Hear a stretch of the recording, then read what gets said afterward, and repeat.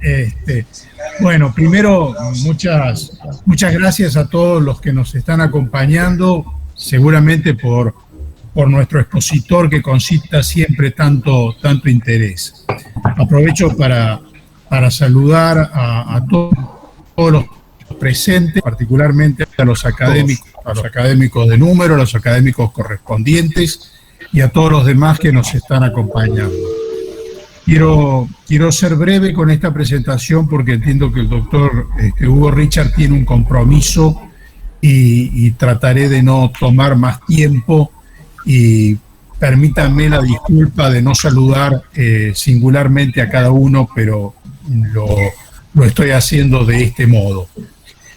Solamente quiero agradecer la presencia y comentar tres cuestiones centrales. Una, lo veo aquí a nuestro académico Antonio María Hernández, que lo saludo, por supuesto, y además aprovecho para compartir con todos, seguramente muchos lo saben, algunos no.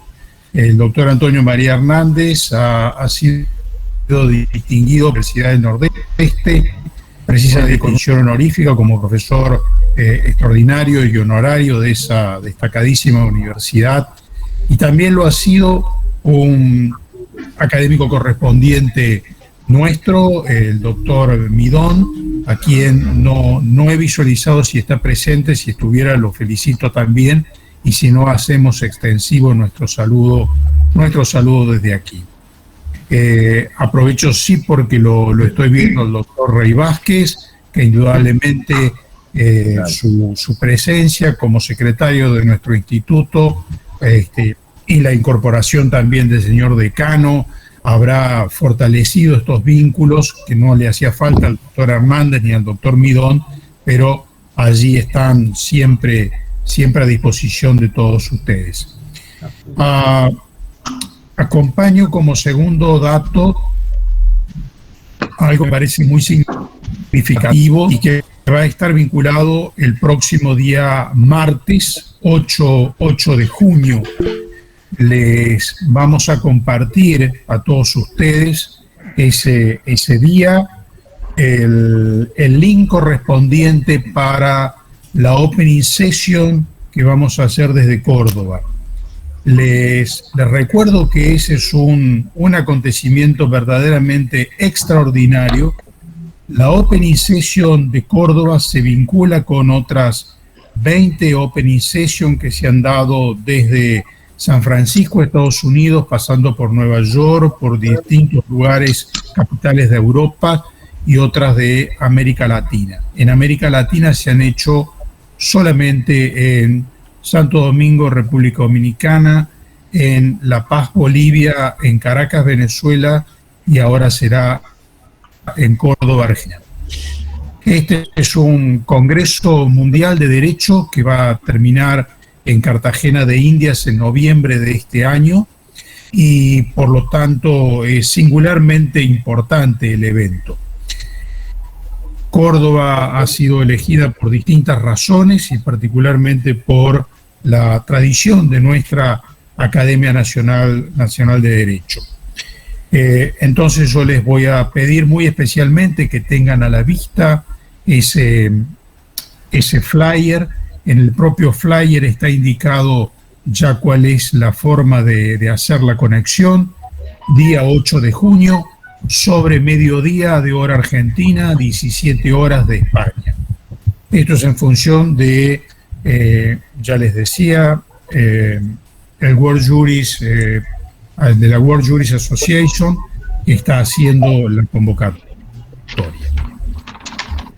También como tercer anuncio importante, especialmente para la vida doméstica de nuestra academia, quiero comentar que el día de mañana miércoles 2 de junio, voy a formalizar la firma del convenio con el Ministerio de Justicia de la provincia de Córdoba.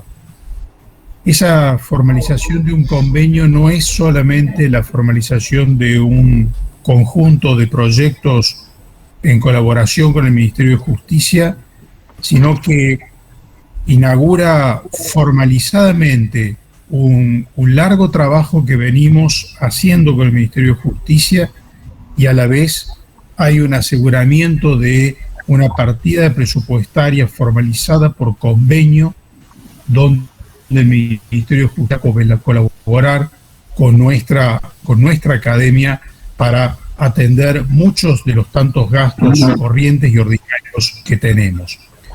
El último convenio que se firmó con el Ministerio de Justicia fue precisamente en el 2001 y lo firmó Luis Moisés Panés. Hace 20 años que nosotros no firmamos el convenio, lo cual no quiere decir que no hayamos tenido asistencias económicas y de cooperación con el Ministerio de Justicia, pero ahora lo volvemos a focalizar en un instrumento jurídico, con lo cual puede uno presumir que va a tener una continuidad en un flujo económico que naturalmente todos conocemos que es muy importante en estas circunstancias y en estos tiempos. Así que luego de comentar todas estas cuestiones, vuelvo a disculparme por un saludo singular a cada uno, pero no le quiero restar el tiempo al doctor Hugo Richard, que nos va a hablar de bajo un título singularmente disruptivo, como es el que le ha colocado su exposición, y que es ¿a dónde vamos? Naturalmente que es inquietante el título y ciertamente él nos podrá todavía generar más inquietudes con su desarrollo. Sin otra cuestión, sin perjuicio que al final pueda dar algunos otros comentarios, vamos a escuchar la exposición. Anticipo nada más que la próxima reunión va a ser el día 15 de junio y en la que va a exponer el doctor Daniel Pizarro, tema también inquietante y que luego le pasaré respectivamente su título. Así que muchísimas gracias a todos. Le pido entonces que mantengamos nuestros micrófonos silenciados, precisamente para no escuchar ese tipo de eventos que nos suceden, y lo vamos a escuchar al doctor Hugo Richard. Hugo, muchísimas gracias. Es tuya la tribuna acá. Gracias. Le voy a pedir a Raúl Altamira. Ya lo cerró Raúl, que estaba hablando por teléfono. Muchas gracias. Bueno, ¿a dónde vamos? Han leído el abstract. Es una invitación que inspiró Marcela. Les robaré 40 minutos y les ruego atención, pues comporta un desafío, un pedido de colaboración para enfrentar entre todos un laberinto que parecería no tener salida. Pero podemos hacer algo. Me alejaré de ideologías para centrarme en la unidad para la acción. Y ahora un minuto para recordar a Jorge Mosé Iturraspe, amigo dilecto y compañero de ideales. Guiados por los maestros, viví con entusiasmo los finales de los 60, con mi primera titularidad, el doctorado prologado por cámara, un grupo guiado por mi otro maestro Quintana Ferreira, con un primer congreso en 1965, donde nos conocimos con Héctor Alegría. No podía dejar de pensar en que algo podíamos hacer por el país. Desde los 70 sufrí, como muchos jóvenes, el naufragio de nuestros ideales, por lo que solo referiré metas y frustraciones dentro de mis limitados estudios. Vivíamos en un país abrumado por su propia insolvencia, un pueblo pauperizado con ahogo empresarial. Me angustia que nada varió en la falta de desarrollo social, denunciado en ponencias y en discurso final en el Congreso de esta Academia de 1998 y en coordinada serie de ensayos en torno a la conservación de la empresa, desde mi exposición al recibir el premio Academia hasta hoy. El Código Civil y Comercial ha centrado ese enfoque en su artículo 320 y subsiguiente como base de un sustentable capitalismo empresario para atenuar los efectos negativos del capitalismo financiero que ya aparecía desembosada y nefastamente en los 70. La idea de empresa es coherente con la construcción de cualquier política. Se basa en la eficiencia y en la juridicidad, ligada a relaciones de organización, sociedades y contratos asociativos. Eficaz e indispensable en el Estado mismo y en las unidades productivas o de servicios. Cito de cámara un pensamiento que sigue iluminando. El principio de conservación de la empresa no constituye una patente de corso para la gestión empresarial. Es que conservarla no significa mantener la sociedad que la explota ni la posición de los socios. Mis maestros, Cámara, Quintana y su inmediato antecesor Yadarola fueron miembros de número de la academia y centraron la visión de la Escuela Comercial de Córdoba en torno a la empresa. 3 años atrás les confié mis tribulaciones sobre el abuso de la funcionalidad societaria vigente ya el Código Civil y Comercial, compartiendo ideas interdisciplinarias para mostrar prácticas ilícitas que han ocurrido y se repiten sin encontrar coto eficiente pese al equilibrio de la legislación. El apalancamiento financiero, el tratamiento concursal y societario de las crisis imponiendo las pérdidas a los acreedores de una sociedad y previsiones legislativas que no se usan. Los diarios confirman los rumbos curiosos que han tenido muchos casos, quizás por razones ideológicas. El Grupo Indalo, Hoy Combustible Sociedad Anónima, CBI, Correo Argentino y Vicentín agravan esa imagen. Pero seguimos pensando y actuando, y mantengo mis ideales incolumnes. Constituimos un centro de actividad científica, no política, desde la Escuela Comercial de Córdoba, con la academia y la universidad, desde donde navegamos, quizás en la utopía. Bajo la guía de esos grandes maestros, desde 1977 vivimos multitudinarios congresos. Mi incorporación a esta academia, con Aro y Palmero, y la creación del Instituto de la Empresa que solidificó a esa escuela. ¿Estamos enfrentando un cambio social? Nací en la modernidad, instruido en la razón, el deber y el progreso. Ahora me desarrollo en la posmodernidad y me encuentro inmerso en una sociedad que en contraposición aparece como una época de desencantado, que parecería que privilegiara la emoción y el placer o la desesperanza enconada, insensible a una visión de futuro, cargados de escepticismo que no quiero que me contagie. Nacido y desarrollado en una ética del trabajo, hoy contemplo una glorificación del consumo, de notoriedad o de riqueza, aún proviniendo de la corrupción. ¿Es este el paso de la modernidad a la posmodernidad que queremos? ¿Vamos a permanecer inmutables? Se está desarrollando en la academia una extraordinaria tarea de la mano de Marcela y Armando sobre las huellas que para la comunidad trazaron sus miembros fallecidos, significando valores y progreso. Pero ¿la sociedad masivamente advertirá un sentido en esa historia? Se fluctúa de ideales e ideología a un materialismo indiferente. El esfuerzo era un vínculo con el éxito. Ahora se intentan los logros con la ostentación. De cierta solidaridad al individualismo egoísta. De una supuesta vejez pasiva esperada, hoy sorpresivamente disfrutamos de un envejecimiento activo, como comentábamos recién. No me resigno. Integramos una dinámica grupal institucionalizada que no impone respuestas, pero propone interrogantes. Y podemos hacer mucho, incluso con las instituciones internacionales con la que tenemos convenios. Acabamos de cerrar positivamente la aventura de la unidad del derecho privado patrimonial con eclosión del Código Civil y Comercial, que aún tratamos de interpretar.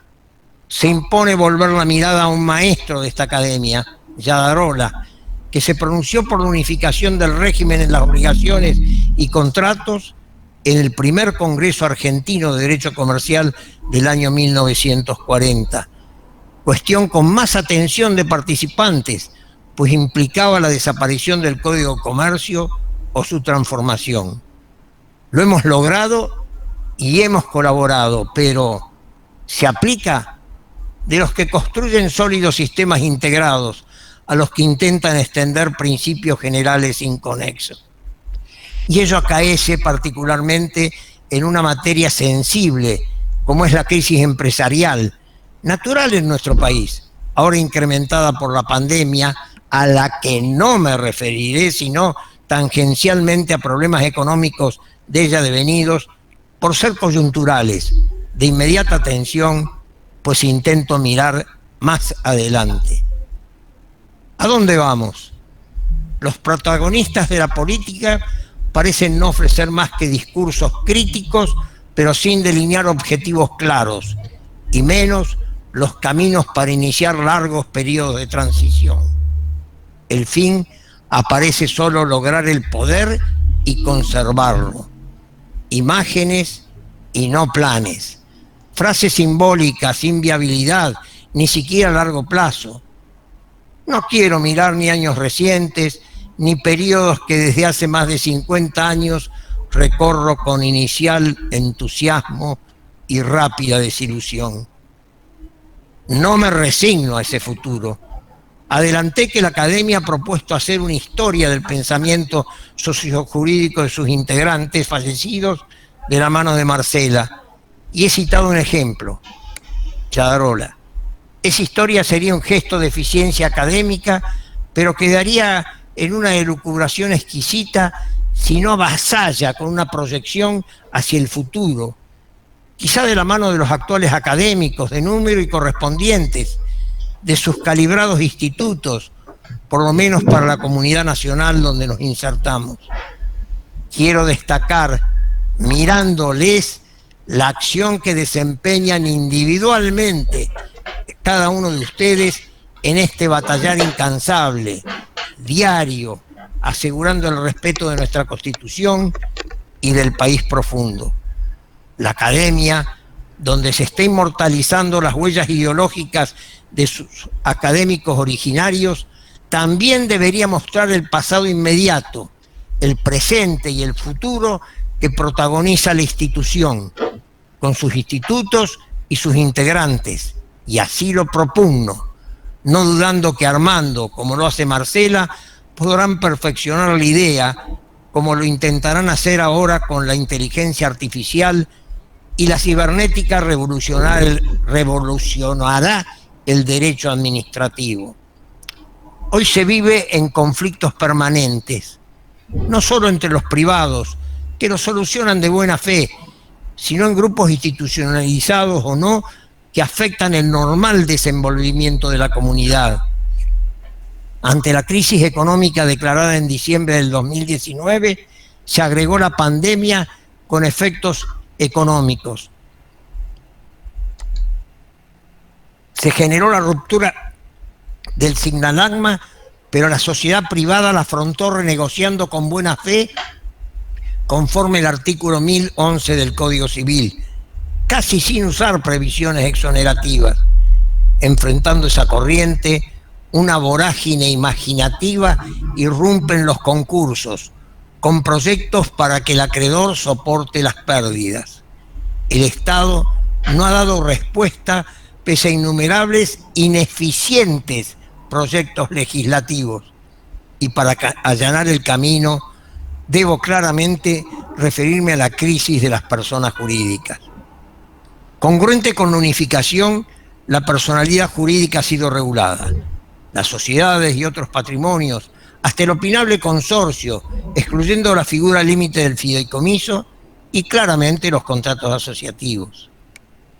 Siguiendo a los maestros, levantamos la bandera de libertad bajo responsabilidad en la organización empresarial, expresión que es lema del Congreso Iberoamericano de Derecho Societario y de la Empresa, que organiza el Instituto de la Empresa para octubre de 2022, con José Fernando Márquez, Lita Borgarello, Fernanda Coco, feliz cumple Fernanda, Cristina Mercado de Sala, Jorge Fushimi y muchos más de la Cofradía Económica Jurídica Nacional e Internacional.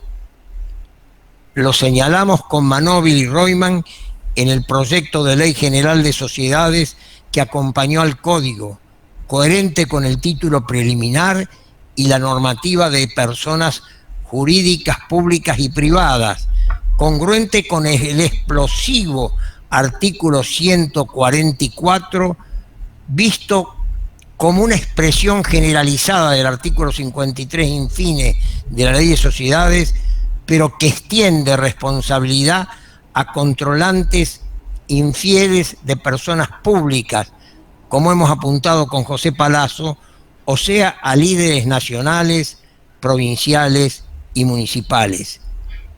Y con el artículo 150, sobre preeminencia de las normas imperativas del orden creativo de la persona jurídica y en su defecto, así reza la norma, por las del Código Civil, interpretación aún no asumida por el procesalismo concursalista para seguir recargando el riesgo en los acreedores, maximizado por la pérdida de universalidad generada por la inconcebible reforma del artículo 21 de la ley concursal en el año 2006.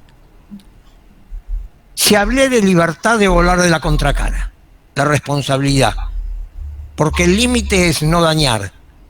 ¿Para qué cambiar leyes si no tenemos capacidad gestoria para asegurar su cumplimiento? Lo vivimos con Chesano y Lascano en torno a la responsabilidad penal de las personas jurídicas, donde normas del año 72 se mencionan y no aplican, pese a ofrecer soluciones más eficientes que la ley 27.401 sobre esa responsabilidad de enero del 2017. La coetánea sanción de la ley 27.349 del emprendedor, concibiendo el tipo societario SAS, tanto has trabajado Fernando Pérez Valde, constituyó un paso significativo en nuestra legislación al receptarse un conjunto de ideas e institutos con la finalidad de apoyar la innovación, al emprendedor y al capital emprendedor. Hoy se libra una gran batalla en alguna jurisdicción contra esa sociedad, con discrepancia fundamental de objetivos, cargada de resquemores, de lucha ideológica, que no comprendo y desecho. Los organismos públicos de Córdoba son coherentes con nuestra idea, menos mal. Los tipos societarios no son en sí lícitos, ni ilícitos, ni antijurídicos. Sí lo puede ser su actividad total o parcial. Una pregunta que resulta del todo relevante para comprender el sistema de responsabilidad civil es aquella que refiere a la acepción de lo lícito o antijurídico. Tradicionalmente es una conducta transgresora, desde una concepción objetiva que contradice lo dispuesto por el ordenamiento jurídico aprendido en su totalidad, y al mismo tiempo no entra en el juicio específico de reproche de la gente considerando si ha obrado con culpo dolo. Lo reiteró hace 30 días Carlos Julio Lascano. Toda antijuridicidad comprende dos aspectos: una infracción de la voluntad generada objetivada en el derecho y la imputabilidad. Una actividad ilícita puede ser realizada por una sociedad de cualquier tipo social. Ante la reacción, por suerte solo nacional, ante las SAS, las offshore y las sociedades extranjeras, recuerdo que la Ley General de Sociedades mantiene una sanción en su artículo 19. Cuando la sociedad de objeto lícito realizara actividades ilícitas, se procederá a su disolución y liquidación a pedido de parte o de oficio aplicándose las normas dispuestas en el artículo 18, que señala: los socios, los administradores y quienes actúen como tales en la gestión social responderán ilimitada y solidariamente por el pasivo social y por los perjuicios causados. El mismo artículo 19 permite una desimputación de responsabilidad a los socios que acrediten buena fe, que quedarán exceptuados. Si el patrimonio social fuera insuficiente, indudablemente la responsabilidad de la asociación, pero si puede ocurrir que lo que corresponde es la pérdida de la cuota de liquidación si hubiera remanente, que ingresará al patrimonio estatal para el fomento de la educación común de la jurisdicción respectiva. Pese a ello, en otro frente se motivó, exigidos por la OCDE, el dictado de la referida ley de responsabilidad penal de las personas jurídicas, mereciendo opinión de penalistas y privatistas, advirtiendo el maridaje entre lo público y lo privado en casos de corrupción, ley de cuya eficacia nos quedan dudas con Lascano y Chesano, compartiendo informe en el Congreso de Academias de Madrid. El diseño del sistema de imputación penal de las personas colectivas de esa ley prioriza un modelo de responsabilidad por defecto de organización, que podría generar bolsones de impunidad para los cuadros directivos de la persona jurídica. Una empresa podría contar con una perfecta organización como pantalla a la comisión de delitos desde ese ente. La posible limitada sanción que prevé esa ley para la sociedad con actividad ilegal debe ser precedida por una condena a un funcionario público y al defecto de organización aludido. Si llega a aplicarse, lo será con años de litigio. Seguramente no lo veré. La justicia lenta o tardía es un sistema obsoleto, ajena a la excelencia de sus miembros. Justamente se señala que las empresas económicamente más poderosas utilizan el ardid del soborno transnacional, sacrificando buena parte de sus beneficios actuales con el fin de expulsar del mercado a sus competidores y así obtener en el futuro una posición dominante o preferente. La causa de los cuadernos lleva a la confesión de importante empresariado sobre una práctica corrupta. No veré el resultado que debería ser ejemplificador, como anticipé. Es el panorama de una Argentina perdida en el desierto, al decir de María Estensoro, que hace demasiado tiempo busca culpables en lugar de soluciones, que siempre ve la paja en el ojo ajeno y nunca la viga en el propio, acostumbrada a tirar la primera piedra y esconder la mano, esclavizada por resentimientos, fracasos colectivos y una gran incapacidad para mirarnos con compasión sin demonizarnos entre hermanos. Parte de la situación debe imputarse a la deuda externa, que en los 70 no superaba los 6 millones de dólares y el índice de pobreza apenas acariciaba los 4 puntos. No se trata de asistir a la pobreza, sino ir más allá, sacar a las personas de la pobreza, no meramente con una ayuda económica, sino con una inserción social. Perdón, pensé que había algún problema. Debemos educar, ofrecer caminos, las relaciones de organización para ayudar a las políticas gubernamentales para asumir el problema, al igual que las sociedades cooperativas, hoy en auge en ciudades del interior y en extensión, o las técnicas de organización, como una convocatoria colectiva para recurrir a los sistemas indígenas que nuestros antepasados, las mingas, que viví, y sobre lo que Marcela y Pedro podrían ilustrar acabadamente para dotar de servicios a los barrios carenciados y encarar obras de infraestructura quizás muy grandes.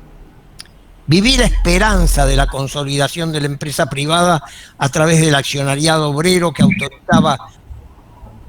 Alguien tiene el micrófono abierto. Perdón, Martina Decha creo que es, si no me equivoco. Muy bien, hemos individualizado, hemos imputado. Estaba diciendo, viví la esperanza de la consolidación de la empresa privada a través del accionariado obrero que autorizaba la ley del 72 y de la fallida legislación peruana, respetando en la organización alemana.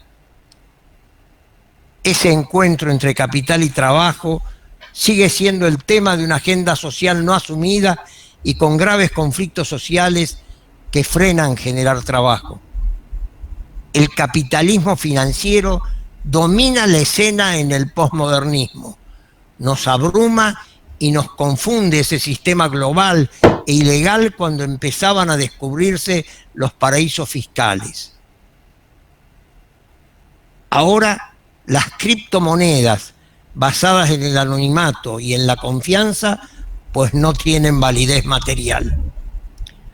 Frente a actividad económica al margen de la ley, donde se sube impuestos pero se persigue poco la actividad clandestina, la respuesta debería ser la moneda electrónica emitida por la propia nación, que pondría en blanco a gran parte de la economía negra, pudiendo destinarse ese superávit impositivo a desarrollo social persistente.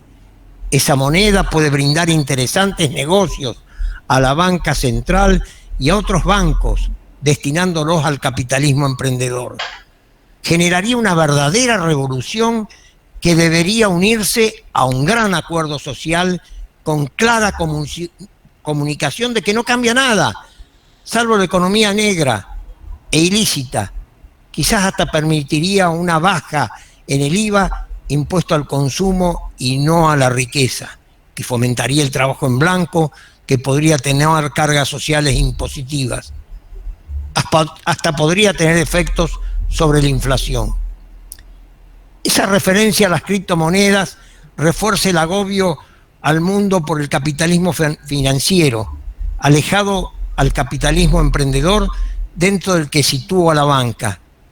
Estoy signado por la modernidad y no puedo pensar en el Bitcoin y pseudomonedas semejantes cuyo valor está vinculado a la apetencia social de tenerlos, a un trueque que no puede operar con ellos sino con intermediarios, tanto en la misma compra-venta, sino en la custodia y negocios financieros afines.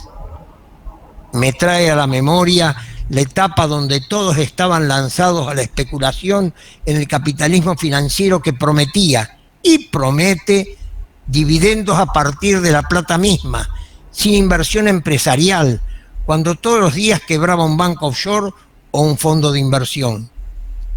Luis Macé de Pané nos introdujo en el tema al desmenuzar la magia de la convertibilidad del austral, y compartimos la angustia del déficit fiscal, el endeudamiento. Antes, en la ley, en la economía del derecho, desnudé prácticas en el balance del Banco Central que mostraban activos vaciados, que motivó su inmediata corrección.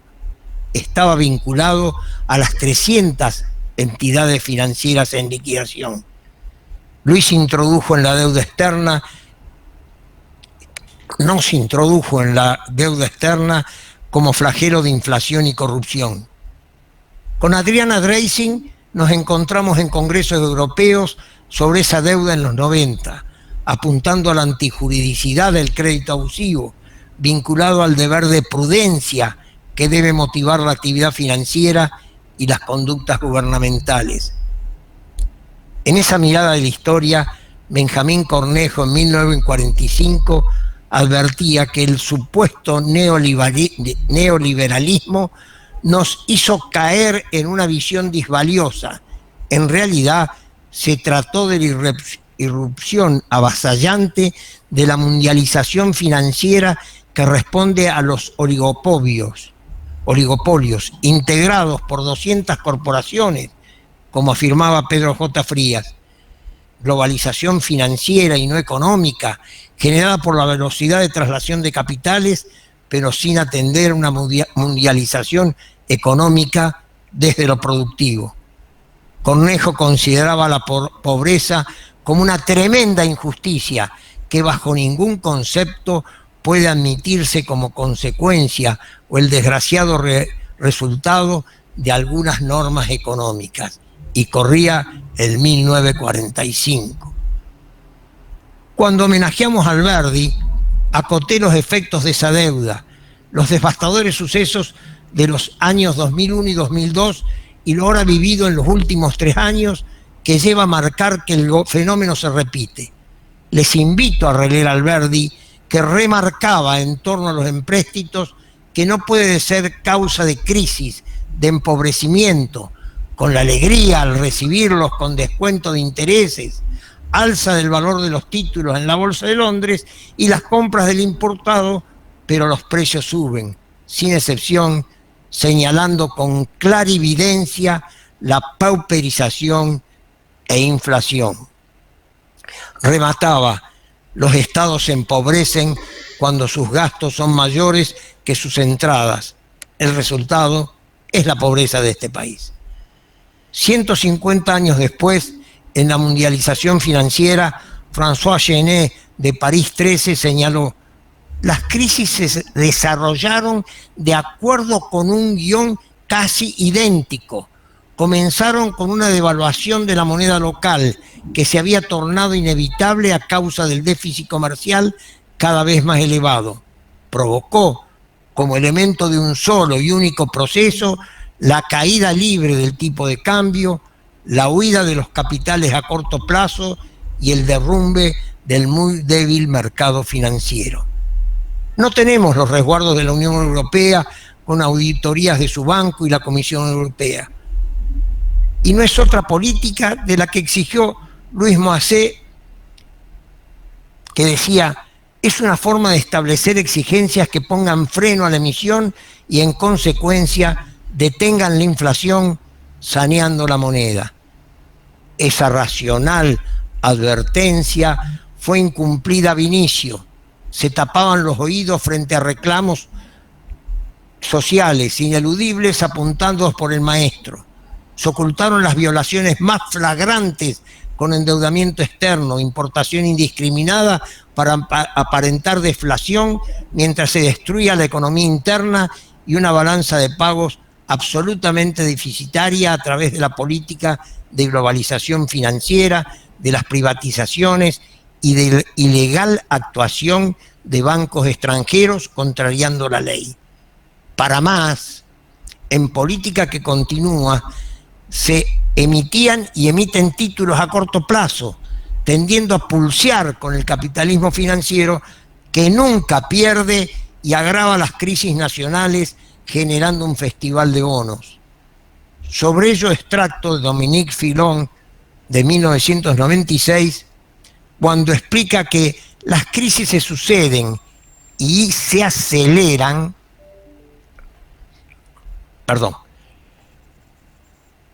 en los mercados cambiarios y en los mercados de capitales internacionales. Estas disfunciones deben ser vinculadas a la globalización financiera, es decir, la creación de un mercado planetario del capital financiero que derivó de una manera fatal hacia un régimen de finanzas especulativas, fuente de inestabilidad, y se abordarán las consecuencias nefastas de las finanzas liberalizadas, las autoridades monetarias de los países industrializados, que abrieron una caja de Pandora haciendo surgir las finanzas especulativas. La política de los llamados fondos buitres, que en los 80 sugerimos fuera asumida por el gobierno, Alberdi ya las presentía. Amortizar es un medio de extinguir gradualmente la deuda pública, comprando las obligaciones del Estado al precio con que circulan en el mercado.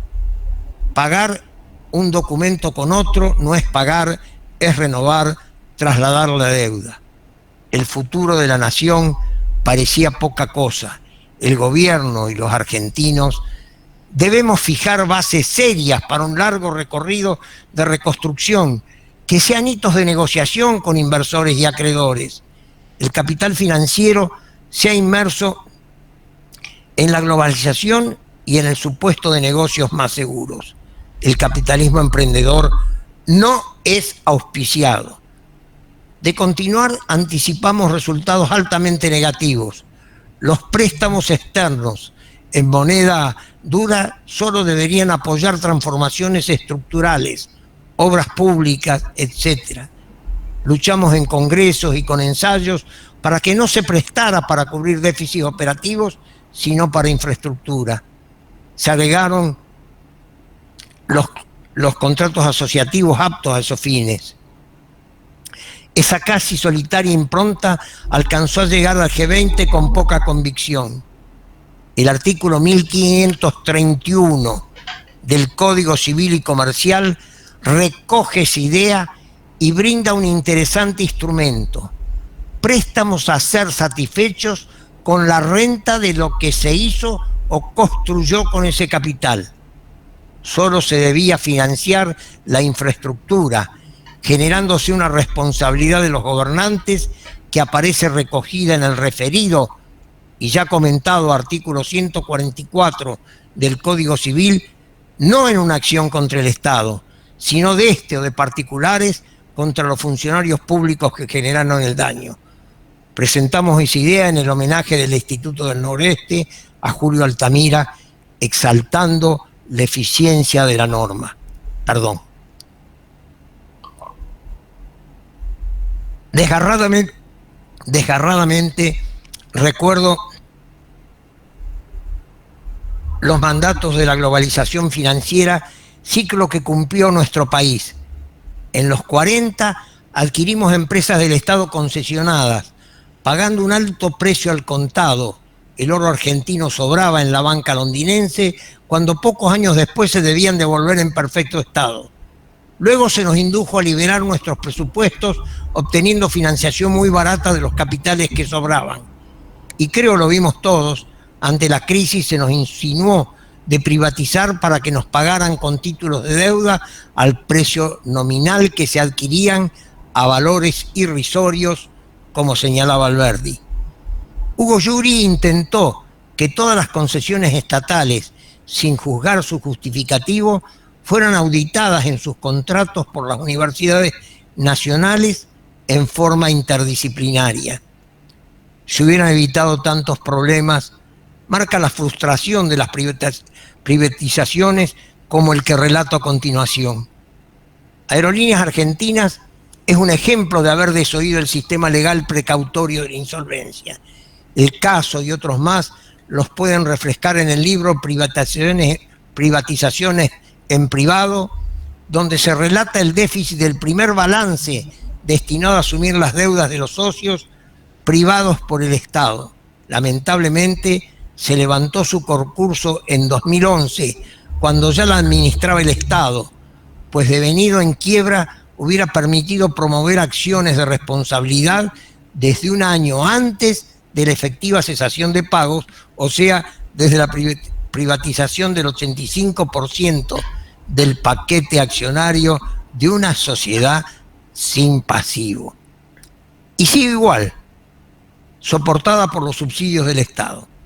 Un fallo en otra privatización de la Corte Suprema de Justicia de la Nación en provincia de Chubut contra refinerías carboníferas patagónicas sostuvo que estas privatizaciones, que lo inmoral, lo contrario al orden público, no puede estar sujeto a prescripción ni confirmación.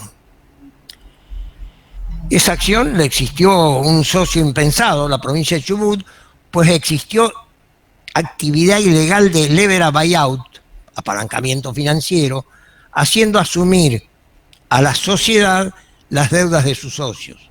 Se hizo en Oil Combustibles y en muchas otras, además de en Aerolíneas Argentinas, todas haciendo grandes negocios ante la inercia de la nación. Hace 3 días una gran compañía, Pérez Walde, ha sido sometida a una a un rescate estatal, nacional y provincial, por sistemas similares a los europeos y americanos. La capitalización puede ser un modelo interesante cuando la viabilidad y potencialidad empresarial lo amerita y no repita el caso que acabo de presentar. Nuestra situación de empedernidos deudores por empatía se traspasa a la práctica concursal, donde se trata de proteger al deudor, al consumidor sobreendeudado, no importa por qué, a la sociedad infrapatrimonializada que impone asumir los perjuicios a los acreedores en solapados procesos. Conforme señalaron, recuerdo, Martorell, Anich y Colliker Frères. Corresponde el análisis del artículo 150 del Código Civil, que claramente impone que las personas jurídicas se reglan en primer término por las normas imperativas de la ley especial y en su defecto por las del Código, devolviendo al cuidado equilibrio de las normas societarias que resguardan no dañar, debiendo asumir el perjuicio administradores y socios de control en el integrado sistema de los artículos 99 de la Ley General de Sociedades y 167 infine del Código Civil, cubriendo aquel defecto. Se aleja la idea de que la ley concursal es imperativa y de orden público para imponer acuerdos en que los acreedores sean los que deben soportar las pérdidas, desconociendo la tipicidad societaria y generando fraude a la ley con quitas confiscatorias que generan. Bajo ese subterfugio de proteger la empresa y los puestos de trabajo, vivimos desde finales del siglo pasado escándalos de varios bancos argentinos y sus filiales offshore. En todos ustedes están los nombres de sociedades que aparecieron en los diarios de su momento. Yadarola tuvo particular percepción en 1925 cuando proyectó afrontar las crisis en forma anticipatoria a la cesación de pagos ante las dificultades económicas y financieras. Reitero, ¿qué idea de empresa tenemos? Sin duda que es una organización de medios, hombres y dinero eficiente, incluso sobre la base de planificación y cuya eficacia debería ser copiada por el Estado. La verdadera protección a la empresa margina proteger a la sociedad que la explota o la posición de sus socios. La capitalización de las sociedades, incluso de deudas, es la verdadera solución para evitar el abuso y el fraude a la ley en los acuerdos concursales que el juez debe preservar en resguardo de los intereses de los acreedores que no votaron. A su vez, asegura la viabilidad de la actividad empresarial, como introducimos con Manóvil y Reutemann en el artículo 100 de la Ley General de Sociedades, y permite realmente asumir un esfuerzo compartido y la aventura en común de la productividad. Dar preferencia a las cuestiones formales por sobre la realidad de las relaciones de fondo, aceptar la prolongación indefinida de procesos judiciales cuya ejecución se diluye en procesos concursales, persistiendo en incumplimiento, homologando acuerdos confiscatorios del crédito, acompañados de otras costumbres contra leyes, como hemos sostenido con mi querido amigo Juan Carlos Veiga, implica un resquebrajamiento del sistema jurídico y de motivar la radicación empresarial. Con estas pocas ideas propongo el trabajo colectivo, como continuación de lo que han preparado Marcela y Armando. El punto es levantar un orden jurídico que a la vez asegure la libertad económica y el goce individual y colectivo de sus ventajas. Resuelva aquellas discordancias que se producen cuando el interés particular está en pugna con el interés social. A la comunidad le interesa que todos sus miembros gocen de un mínimo de bienestar económico que sea compatible con la dignidad de la persona humana, asegurando la paz social. Las grandes infraestructuras, incluso en beneficio de esos marginados, justificarían el arcaico pero eficiente trabajo comunitario de Minga. El problema no es la desigualdad, es la pobreza, Por eso la lucha debe ser para atender la pobreza, pero no solo para mantenerla en ese estado.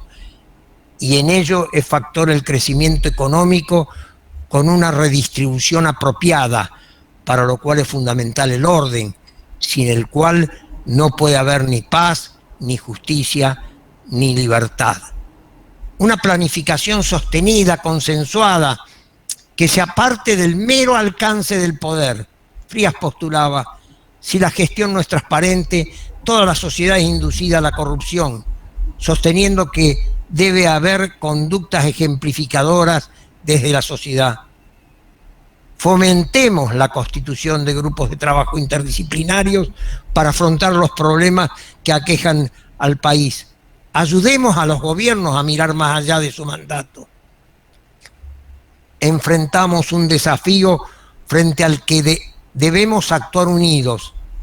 Así quizás podamos entrever alguna solución y llevar al final de mis días la impresión que un cambio es posible para la satisfacción de todos los conciudadanos, alentando conductas y un derecho que atienda a evitar la marginalidad social con sentido positivo, con creatividad, en cuanto solidarias con la República y su Constitución, y desalentándolas en cuanto intenten todo aquello que los principios generales rechazan y desatendiendo políticas antipobreza, acciones de clase y jurisprudencia expansiva podrían reordenar las demoras judiciales. Anhelo que este andar y desandar en el que he dejado fluir mi pensamiento y sentimiento, a veces críptico por razones de tiempo, les haya generado la satisfacción de sentirse en un camino posible a medida de cada uno. Solo propongo al finalizar que nos miremos a los ojos, pues no podemos tomarnos de la mano para sentir la fuerza de nuestras convicciones y de la potencialidad de nuestra institución. Muchas gracias. Muchísimas gracias, Hugo. Muchísimas gracias, doctor Hugo Richard. Creo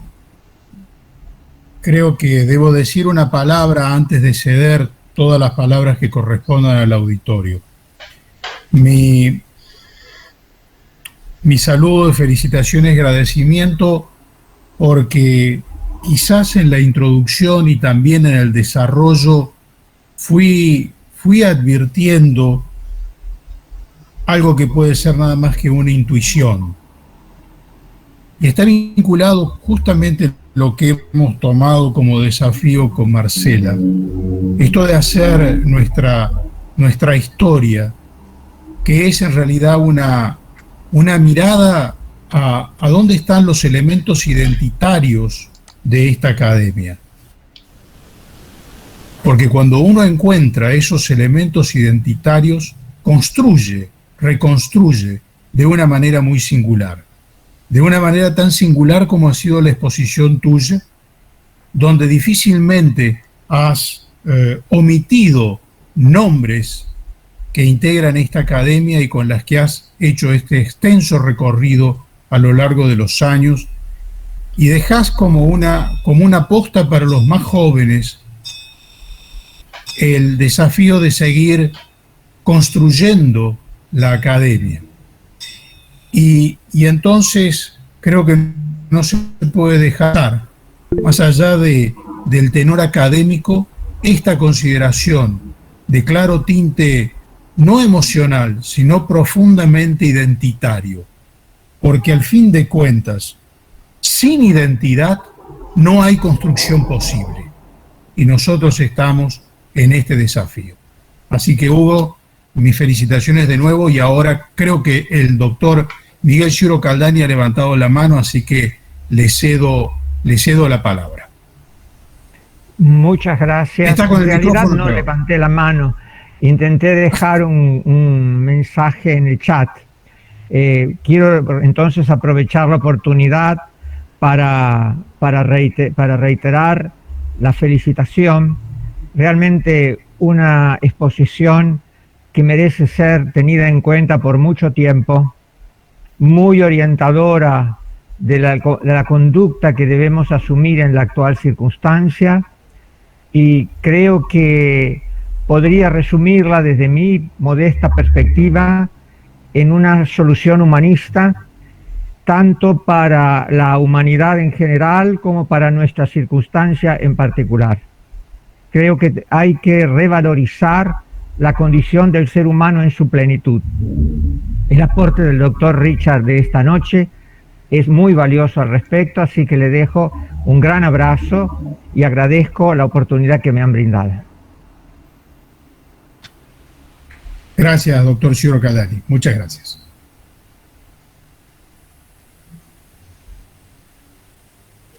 Si algún otro académico o participante quiere... Marcela, doctor Aspel, por favor.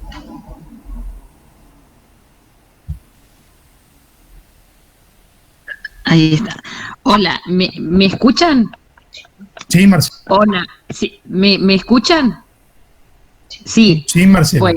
Bueno, muy bien. Muchas gracias, Armando. Adhiero a tus palabras y a la de mi queridísimo amigo, el doctor Ciro Caldani.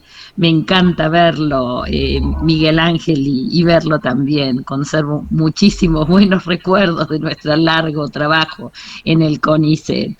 Hugo, felicitaciones. Magnífico, magnífico trabajo, magnífico tus ideas, toda esta exposición traduce no solamente un trabajo, sino ideales de vida. Bueno, no quiero extenderme sobre el tema, pero sí asegurarte que en este trabajo que estamos haciendo con todos los miembros de la academia sobre la historia de nuestra institución y los aportes, bueno, por una razón quizá de metodología de trabajo, si bien esto fue girado a todos los académicos en la carta que inicialmente hizo circular nuestro presidente, está previsto un tercer tomo donde justamente se va a hablar de la proyección del trabajo de los académicos. Quizá esa sea la obra, el aporte más definitivo que podemos presentar. Es decir, esta inquietud tuya ya la hemos recogido y la hemos madurado con el doctor Andruet. Y hemos señalado, hemos dedicado el espacio del tercer volumen justamente para destinarlo a la proyección del trabajo de los académicos, una mirada interdisciplinaria y su perspectiva hacia el futuro. Renuevo las felicitaciones, querido Hugo.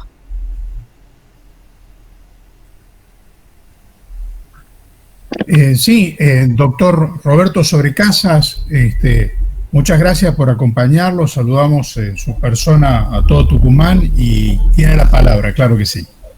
Ha sido una excelente y ejemplar disertación y un canto al futuro, no podemos perder la esperanza, ¿no? No hay que apagar la luz e irse del país.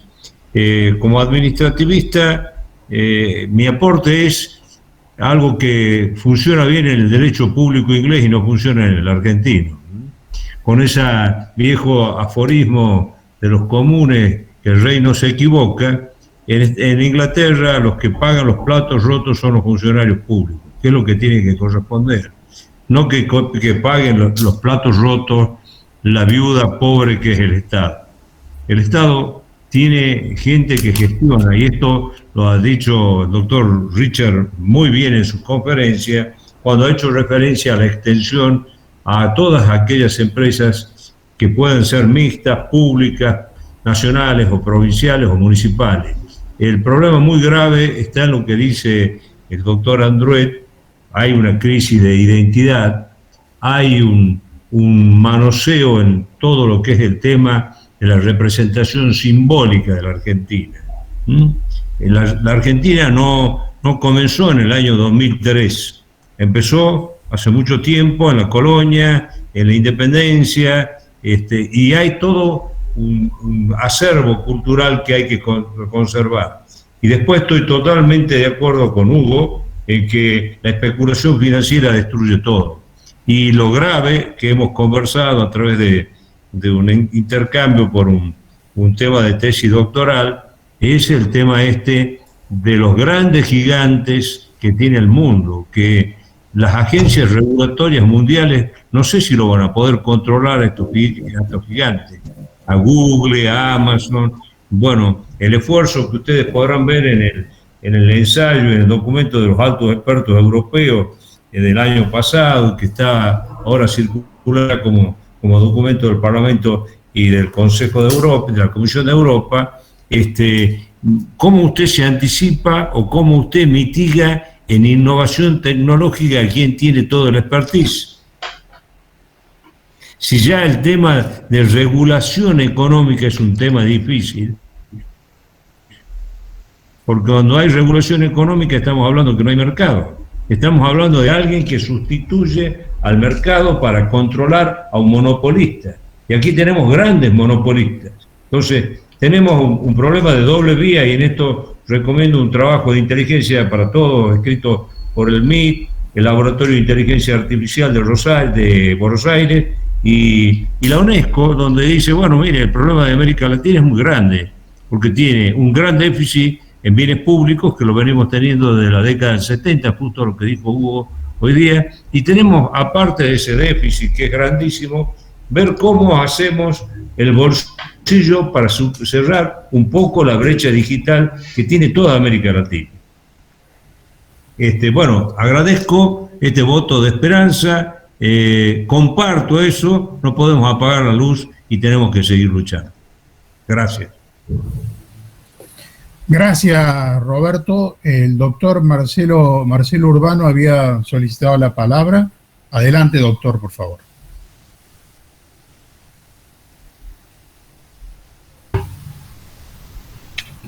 En primer lugar, quiero agradecerle al profesor Richard su exposición. Seguí con mucho interés, salvo una breve interrupción, una cuestión de fuerza mayor. Pero todos los puntos que él abordó, en principio, son puntos que hay que seguir trabajando y explorando. Y hay ideas que hay que seguir manteniendo. Y lamentablemente, yo creo que acá es una cuestión de convicción. Yo tengo la convicción de que la Argentina es un país de futuro. Yo tengo esa convicción. Pero tengo la convicción también de que es un país de futuro y se desarrolla como debe de ser desarrollada la empresa, la organización, el trabajo organizado, unir los esfuerzos. Si no, no vamos a salir de este pozo en que nos hemos subido. Muchas gracias, profesor Richard. Muchas gracias a todos ustedes. Gracias, doctor Urbano. Doctor Hernández, tiene la palabra.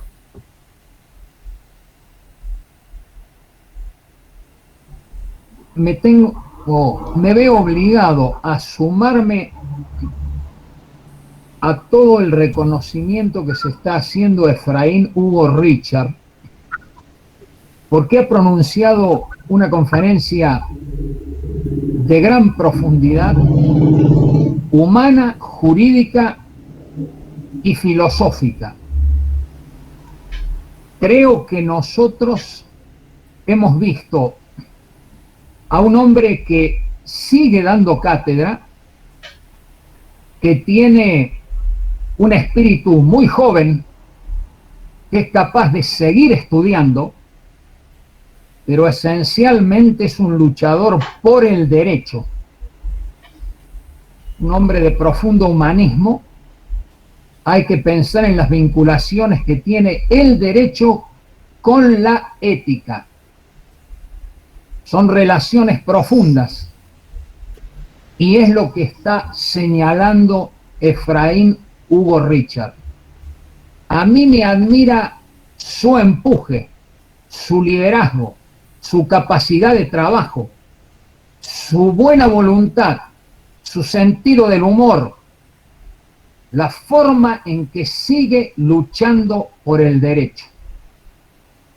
Por cierto que tendría muchas ganas de sumarme a sus meditaciones, pero creo que mis palabras llegan hasta aquí para decirle a Efraín Hugo Richard que es un ejemplo de ciudadano, de profesor y de académico. Un abrazo fraterno, nada más. Gracias, doctor Hernández. Una persona más había la mano, pero no pude leer quién. Por favor, si se presenta y nos hace la intervención. Doctor Alegría pedía la palabra, hermano. Ah, perfecto, doctor Alegría, por favor. Bueno, muchas gracias.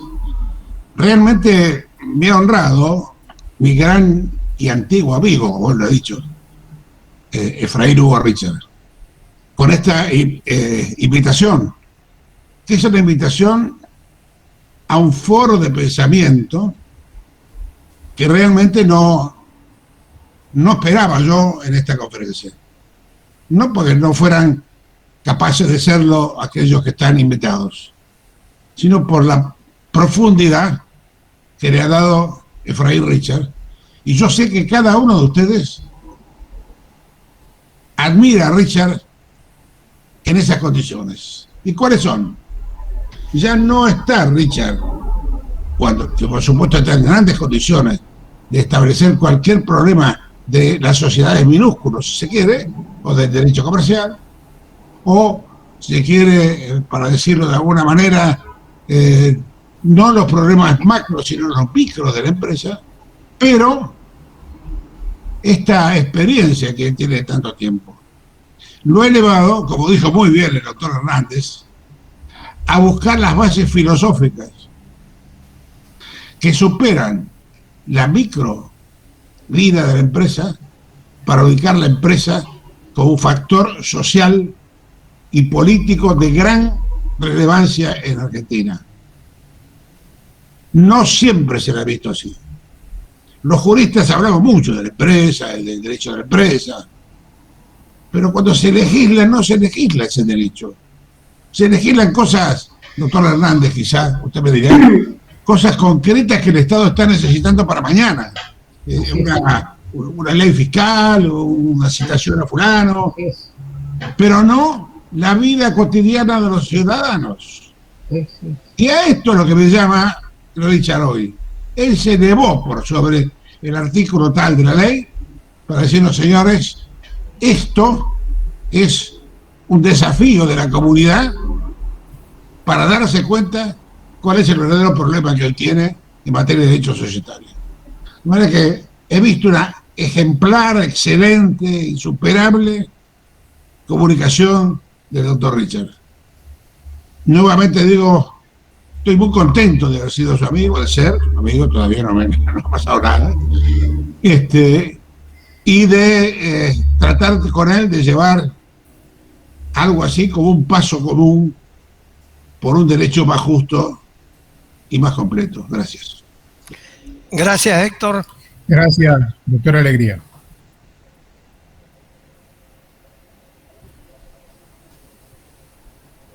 Si no hay más intervenciones, el doctor Márquez, por favor. Alejandra Márquez, perdón, doctora Márquez.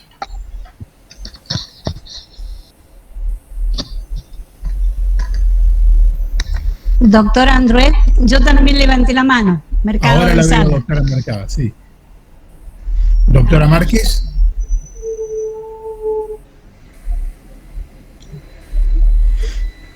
Hasta que soluciona el... Que hable la doctora Mercado Sala. Bueno, muy bien. Gracias. Luego volvemos hacia usted. Muchas gracias. Doctora Mercado. Muchas gracias. Muchas gracias y muchas gracias, maestro. Voy a usar las palabras que el doctor Richard utilizó y haciendo lo que él nos enseñó, tomar en cuenta las entrelíneas. El doctor Richard mencionó que hay muchos desencantados. Sí, es cierto, pero también tenemos que recordar los que somos nietos de inmigrantes, que nuestros abuelos vinieron, que nuestros abuelos se sacrificaron y como diría alguien, no nos ha ido tan mal. o sea que hay esperanza. No sé si soy positiva, no sé si puedo llegar a ser a veces negativa, pero soy esperanzada. El doctor Richard mencionó huellas en el trabajo que ustedes están haciendo. Bueno, el doctor Richard en todos nosotros, por lo menos a mí, desde 1974, nos fue señalando huellas que hemos tratado de acompañar, algunos con más empeño, otros siempre con la voluntad y el trabajo y el esfuerzo que él nos iba marcando. La pregunta que él se hace de a dónde vamos, yo la quiero ver en el contexto en este momento. Estamos mal, sí sé que estamos. Nosotros vemos lo que ha recaudado el Estado con el impuesto a la riqueza, porque para mí es un impuesto a la inversión. Vemos que hay gente que aún cree en la Argentina y que ha invertido y que por eso, por la vía de las acciones, las participaciones, las cuotas de interés que tenga en las sociedades que llevan adelante actividades empresarias, esta gente está comprometida, ha pagado un impuesto porque ha hecho una inversión, y eso que tiene un Estado, no un Estado, tiene gobiernos depredadores que recaen y no derraman en la sociedad lo que los que se esfuerzan con su trabajo logran. Y me pregunto en este momento, siendo nieta de inmigrantes, hija de empresarios de los años 80, educada en libertad y responsabilidad, ¿cuál sería la pregunta que me deja el doctor Rick? Deja la pregunta que hizo el presidente Kennedy en Estados Unidos la presidencia. No te preguntes qué Argentina por ti, sino pregúntate qué puedes hacer Argentina. Tú por la... Yo creo que estamos en un momento quizás donde tenemos que seguir haciendo y sobre todo que el problema nuestro es ni decir simplemente psicológico y cultural, sino es que no sabemos manejar las oportunidades. Que en mi caso creo que las he tenido y estoy agradecida, o podemos desaprovecharlas. Entonces lo que tenemos que tratar, para mí, en este momento, para dar respuesta a esa pregunta de a dónde vamos, es qué estamos dispuestos a dar y podemos nosotros colaborar. Maestro, usted ha colaborado mucho, todos nosotros hemos...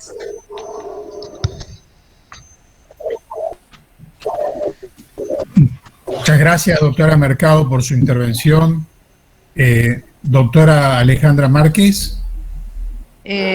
Cuando levanté la mano, mi intención era escribir. Ya he escrito lo que he sentido, que fue algo muy hermoso, lo que percibí al escucharlo al doctor Richard. Fundamentalmente que pudo traspasar, como dijo el doctor, este espíritu tan práctico del derecho societario y del derecho concursal, y ir más allá a lo humanitario y a lo filosófico. Pues un poco es lo que le escribí, lo felicito y le agradezco profundamente siempre su gran aporte al derecho y a mi persona, fundamentalmente. Nada más. Gracias, doctora Márquez. La doctora Bergoglio ha levantado la mano. Doctora María Inés, ¿cómo está? Un gusto. ¿Qué tal? Quería aprovechar esta oportunidad para agradecerle al doctor Richard esta llamada a renovar nuestra esperanza en el derecho como herramienta de cambio en la sociedad en la que vivimos. Un principio que ha tenido siempre un papel muy fuerte en inspirando la sociología del derecho y sus investigaciones, pero también es un principio que pido disculpas por el acompañamiento de mi perro, pero evidentemente hay alguien en la puerta, en el jardín. Y es un principio también que da un sentido más fuerte a nuestra tarea académica, tanto en la universidad, digamos, en la docencia, como en la investigación. Y en ese sentido, muy de corazón, Hugo, te agradezco que nos hayas impulsado a renovar este valor que nos sostiene y que durante estos tiempos de incertidumbre a veces es difícil renovar. Muchas gracias. Gracias, María Inés.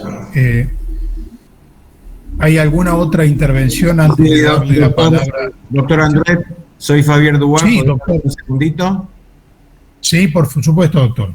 Bueno, quiero saludarlos a todos, pedirle disculpas que tenía otro Zoom, recién me pude instalar, así que no escuché la charla de hoy, es imperdonable, pero no quería dejar de señalar algunas cosas. En primer lugar, creo que Hugo es de los grandes maestros que nos quedan, hay algunos otros aquí, pero es un maestro muy particular, Hugo, porque Hugo es un maestro que ha formado escuela, ha formado generaciones y generaciones de discípulos.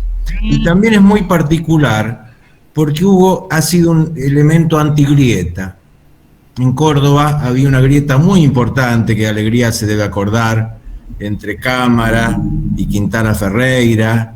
Y bueno, y Hugo en ese juego de doble agente, porque creo que estaba con los dos, terminó uniendo las posiciones, uniendo las posiciones personales, uniendo las doctrinas y creando una escuela que es extraordinaria. Y para Buenos Aires nos iluminó realmente de cómo había que trabajar los temas de derecho comercial. Pero además Hugo siempre se mantuvo en el camino del medio, como diría Siddhartha. Nunca se fue ni a un extremo ni al otro, siempre buscó la responsabilidad, la libertad, pero con responsabilidad y con sanciones y con un marco, un poco lo que busca el derecho comercial, facilitar negocios, pero fijar límites, fijar el campo y sancionar a los que sacan los pies del plato. Así que en esto creo que Hugo es un gran maestro. Y en el tema del pesimismo-optimismo respecto de hoy y del futuro, creo que tenemos que ser muy optimistas, porque el mundo está cambiando para muchos lados, pero un lado por el que está cambiando primero son los derechos humanos. Los derechos humanos están impregnando al derecho, el derecho comercial está siendo impregnado por los derechos humanos, y estos de la mano de las nuevas generaciones, sobre todo los centennials, los nacidos después del 2000, estos jóvenes que están preocupados por la ecología, por el planeta, por la no discriminación, por la diversidad, por el bullying, bueno, por mil cosas que están preocupados estos jóvenes que no estaban preocupados los jóvenes anteriores y nosotros en nuestra época ni lo conocíamos. Y fundamentalmente por las mujeres. Este es el siglo de la igualdad, el siglo de que emergen las mujeres. Y las mujeres que son más de la mitad de la gente que vive y tiene muchísimo que hacer y muchísimo que decir. El género en todos lados. Y el género, ¿qué es lo que tiene la mujer que no tiene el hombre? La mujer es holística. La mujer mira todo, comprende todo, acomoda todo. Y esto me parece que va a ser la gran fuerza que en el siglo XXI va a impregnar, a mejorar la sociedad y va a mejorar el derecho comercial y a todos nosotros. Y en esta línea, Hugo seguirá siendo un gran maestro y en este sentido comparto todas sus ideas. Así que, Hugo, un homenaje para vos. Gracias, doctor Dubois. Doctor Fernando Pérez Walde tiene la palabra.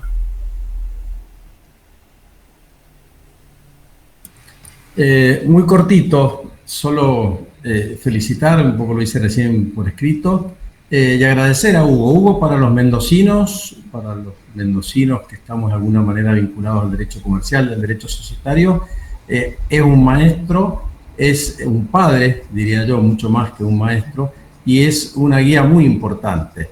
Y la verdad que escuchar la charla que ha dado, que realmente no solamente ha dejado un discurso de esperanza que hoy no resulta fácil, ni se encuentra a la vuelta de la esquina, diría yo, se ha manejado dentro de una esperanza moralizadora. Entonces, me parece que eso lo pone en el lugar donde realmente los mendocinos lo reconocemos y siempre lo vamos a reconocer. En un momento donde estamos viviendo un achicamiento normativo en todos los niveles y sobre todo en el derecho comercial, me parece que hacer alusión y armar una charla como él ha armado sobre la base de principios y sobre la base de la moral y de la buena fe sobre todo, es un ejemplo y lo muestra de cuerpo entero. Así que bueno, nada, una vez más, gracias, Hugo. Gracias, doctor Pérez Gualde. La doctora Adriana Dreising ha levantado la mano. Adriana, por favor.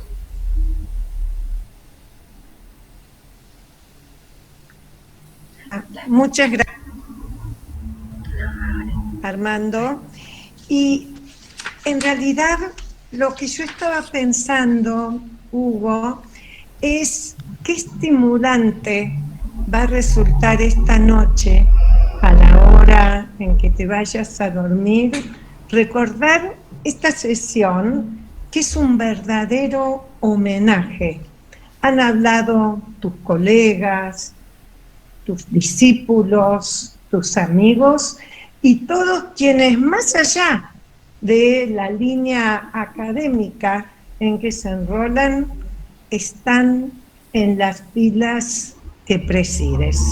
Me uno a todas las palabras que han sido vertidas tanto en el chat como aquí a través de las palabras y agradezco mucho que fomentes la esperanza en momentos en que muchas veces esta decae y nos lleva a ser pesimistas frente a una realidad que también has descrito, pero que también planteas la posibilidad de emerger a través de principios, y no voy a seguir porque sería reiterar todo lo que te han dicho, pero lo que te agradezco por sobre todo es poder considerarme tu amiga. Muchas gracias. Gracias, doctora Dreising. Doctor Juan Carlos Veiga ha levantado la mano. Adelante, Juan Carlos. Bienvenido. Gracias, presidente.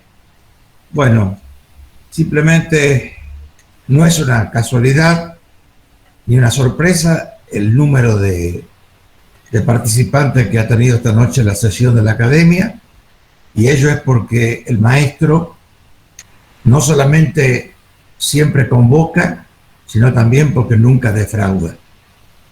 Y en esta magnífica exposición hubo hoy, no solamente ha reiterado, o para quienes tanto lo conocemos, ha repetido lo que sabemos de su apego al derecho comercial, de sus inquietudes y preocupación por la empresa, sino cómo en esta materia, como en tantas otras, priman dos valores: la persona y la ética, indisolublemente unidos en el discurso no de hoy, de siempre, con respecto a todos los temas que tratamos en el derecho comercial. Por eso dije en un mensaje que le envié esta noche y que sirve como prueba o conclusión, que en definitiva lo que ha transmitido Hugo hoy es un verdadero testimonio de sus ideales y de su vida. Gracias. Gracias, Juan Carlos. Doctor Julio Altamira Gijena ha pedido la palabra. Adelante, Julio, el gusto saludarte. Buenas noches. ¿Me escuchan bien? ¿Me escucha bien? Sí, claro. Bueno, en primer lugar, adhiero a todo lo que han dicho de Hugo Richard. En segundo lugar, lo cito a Yarola. Tuve la suerte de ser alumno de él, si mal no recuerdo, en el año 1958. Y en aquella oportunidad, él nos dijo de que cuando nosotros nos recibiéramos de abogados, teníamos que tener especial cuidado. ¿Por qué?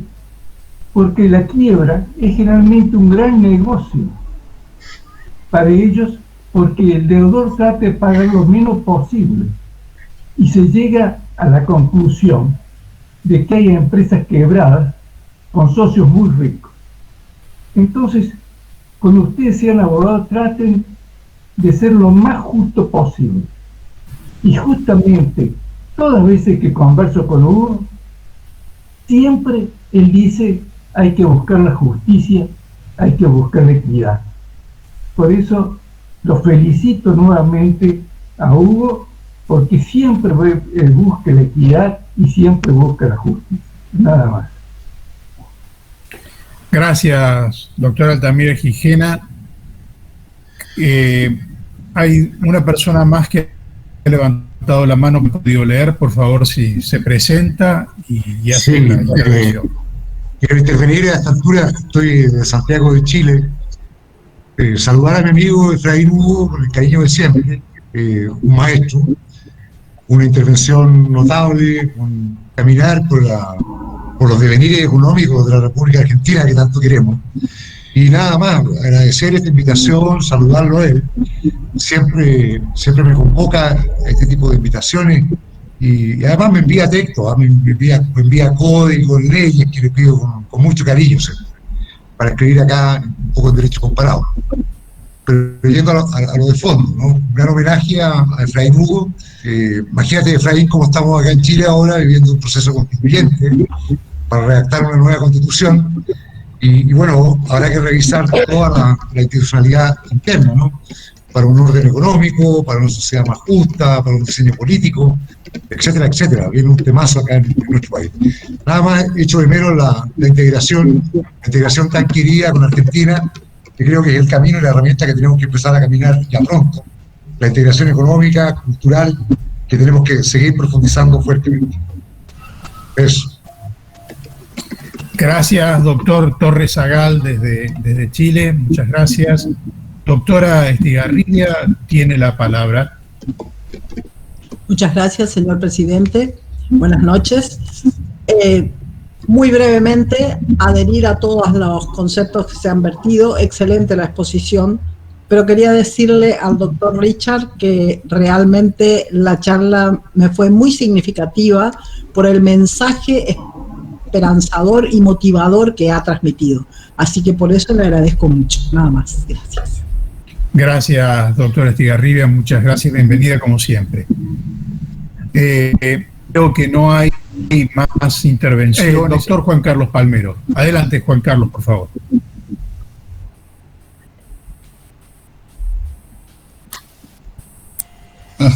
¿Ahora se escucha?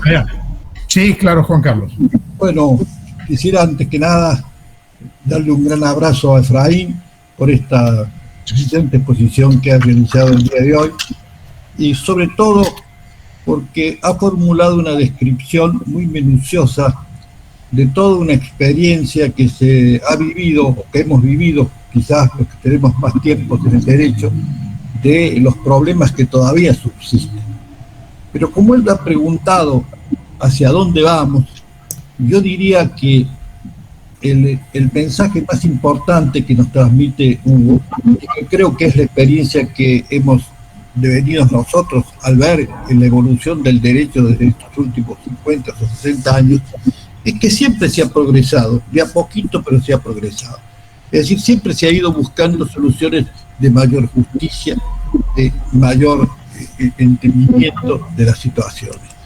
Y creo que estamos pasando un momento particularmente complicado, porque para poder apreciar en su conjunto toda esta cantidad de problemas que se han tirado sobre la mesa, hay que ver no solo los problemas nacionales que están perturbando de una manera muy grave la apreciación de las responsabilidades de las personas. ¿Qué responsabilidades se pueden traducir cuando una empresa no tiene precio, porque todos los días le desaparecen las situaciones, o cuando el Estado le cambia las reglas de un día para el otro? Los que hemos hecho concursos sabemos que muchas veces, la gran mayoría de las veces, se llega a estas situaciones cuando son empresarios honestos, porque ha habido un cambio profundo en las condiciones macroeconómicas que lo llevaron a una situación de impotencia patrimonial. Entonces, por un lado tenemos estas dificultades, pero hay otra dificultad mayor, que es este fenómeno de la globalización que se ha mencionado en este lugar. Es decir, cómo funciona este nuevo mundo en donde la tecnología, que ya supera lo que son las patentes marcarias, que era el problema de la década del 70, produce desniveles o desequilibrios muy graves en el derecho, que quizá trascienden las soluciones de los derechos nacionales. Pero, en definitiva, creo que lo más rescatable de la exposición de hoy de Hugo es que no debemos renunciar jamás a seguir utilizando nuestra inteligencia, nuestro esfuerzo, y las personas que estudiamos o estamos en el derecho, de buscar de perfeccionarlo siempre en miras a una defensa más justa del hombre, de la sociedad y del conjunto de las personas, porque en definitiva esa es la misión que tienen los juristas. Un abrazo, Hugo, y el placer de haber compartido una vida a la par en distintos puntos, pero siempre pensando semejante. Muchas gracias. Gracias, doctor Palmero, muchas gracias. Señor presidente, ¿me permite una palabra? Si es que han terminado. Muy breve. Faltan dos intervenciones, Hugo. ¿Puede ser? Esperamos.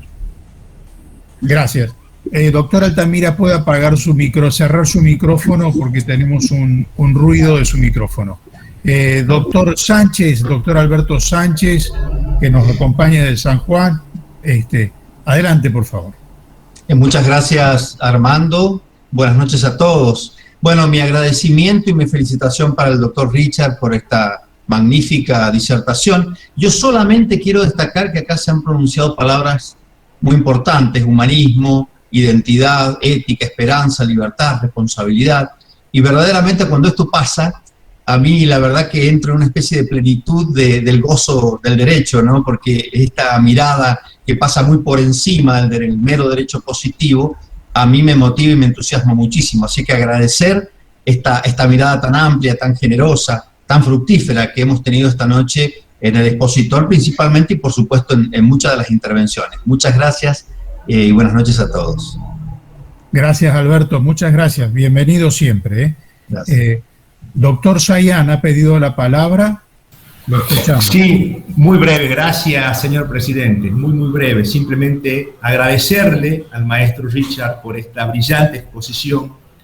Cuando estamos tan acostumbrados a escondernos en la particularización de los problemas y en quedarnos en la zona de confort de la especificación, la especificidad de las soluciones, el maestro Richard nos eleva a un insuperable examen holístico y nos interpela a pensar y a actuar desde la ética y desde el humanismo, y ese estímulo es verdaderamente invalorable y es lo que hace a los maestros. Así que muchísimas gracias, muy agradecido por haber estado presente en esta insuperable disertación. Doctor Sayán, muchas gracias por su intervención. Creo ahora sí que no hay más solicitudes de la palabra, y con ello sí le cedemos la palabra al doctor Richard y después haré los anuncios finales. Hugo. Pocos minutos, 2 o 3 minutos. Cumplimos 44 minutos en la exposición y por eso en muchos temas hemos sido crípticos. Entiendo que algunos de esos temas crípticos pueden motivar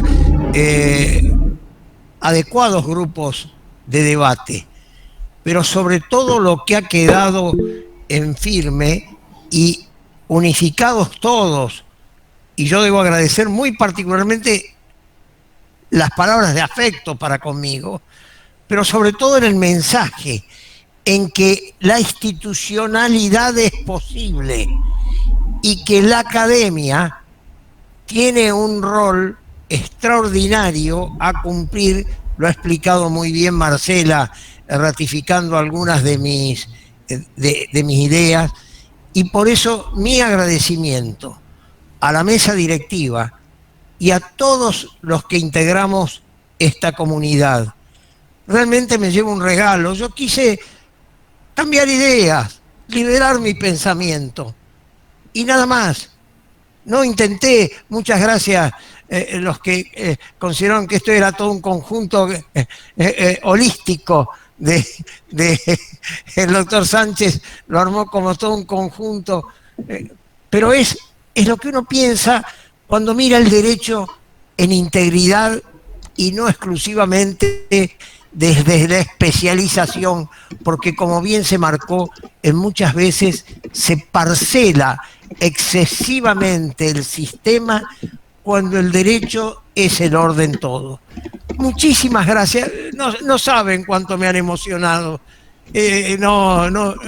No voy a aflojar una lágrima, pero encontrarme con amigos del año 65 y de todos ustedes con los cuales nos hemos venido reuniendo continuamente, no sé cuánto tiempo los voy a acompañar, pero lo importante es la institución Academia Nacional de Derecho, Universidad Nacional de Córdoba, los institutos, los diversos institutos, los grupos de trabajo, las universidades vinculadas a nosotros. Eso es lo importante. Los hombres somos solo partiquinos en esta escena, pero lo fundamental es cuando las instituciones tienen en claro el rumbo que deben cumplir en una sociedad disociada, fragmentada y sobre todo pauperizada. No saben el regalo que me han hecho. No he sido yo el que les he regalado algo. Ustedes me han regalado algo muy grande. Muchas gracias.